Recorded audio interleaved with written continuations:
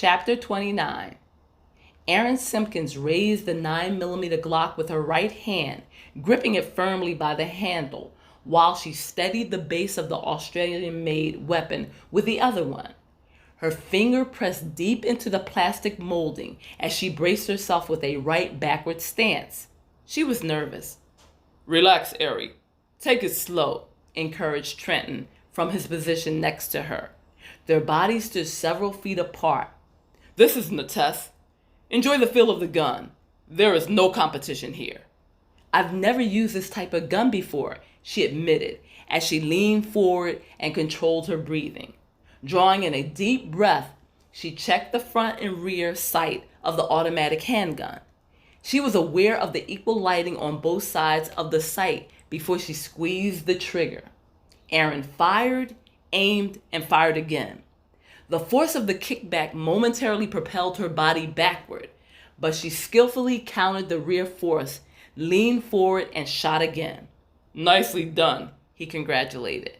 She smiled briefly before continuing to empty the magazine as shell casings littered the ground. She could smell the live ammunition being discarded. Practice did make perfect.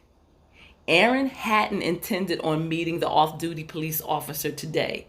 She hadn't planned on leaving work early in order to do this, but the cold December air felt good.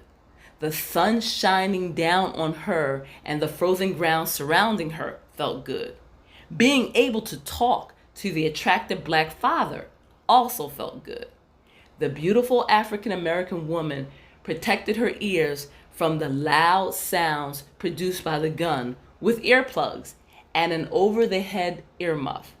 Doubling up was a practice she and the others used when visiting the opening fields of the firing range. The baby blue coloring of Aaron's ear equipment matched the handle of her gun perfectly and was a colorful tribute to the sky blue scrubs she proudly wore every day.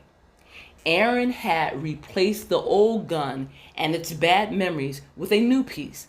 Hopefully, the guilt she was still experiencing would also go away in time. The ballistic blast sounded faint, distant, as she judged the target before her. The bullets had made their mark. She felt the warmth of more casings as they brushed against her breast and then fell to the ground. Taking aim again, this time, she targeted the paper canvas of a human form. The silhouette was black and white. She emptied the magazines of its rounds before lowering her weapon and advancing the 7-foot marker to the field. Aaron glanced at her companion, who was also advancing his position. She observed his towering figure and was aware of his powerful presence as Trenton Black extended his arms, took aim at the moving objects before him, and squeezed the trigger of a .44 caliber automatic. The flow of bullets was a continuous stream of heated metal, hitting everything he targeted.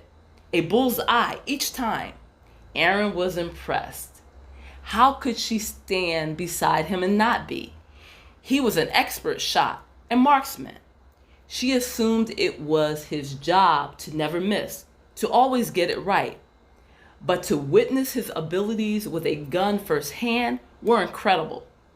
She also rationalized that it would have been an occupational hazard if he had merely hit the canvas paper in some random white area. It would have caused Aaron some worry, and she knew the police department would definitely not accept that type of shooting.